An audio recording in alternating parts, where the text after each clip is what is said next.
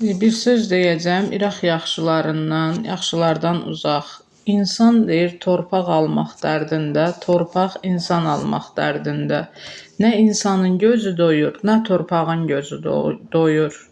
Üstündə gəzdiyimiz torpaq, tapdalayaraq saymadığımız, əzdiyimiz torpaq axırda qalib gəlir. Bizi öz qoynuna alır və başlayır qəbr əzabı verməyə, sıxmağa, bizi incitməyə. Axırda isə insana nə deyir? Deyir, ey insan, mənim üstümdə gəzirdin, məni əzirdin, tapdalayırdın. İndi görürsən, mən sənə qalib gəldim, mən səni uddum. Bu dəqiqə sən mənim qoynumdasan. Yəni, bu dünya malını fikirləşənlərədir sözüm. Ey gözəl insanlar! İnsan deyir, torpaq almaq dərdində, torpaqda insan almaq dərdində. Nə insanın gözü doyur, nə torpağın. Amma sonunda yenə torpaq qalib gəlir.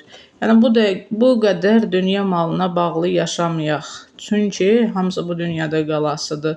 Biz ölüb gedəndə bu dünyadan heç nə apara bilmirik. Deyirlər, kəfən aparırıq. Xeyr, kəfən də bizim deyil. Biz Allahın huzuruna dünyaya gəldiyimiz kimi çıxırıq. Kəfən belə torpağındır.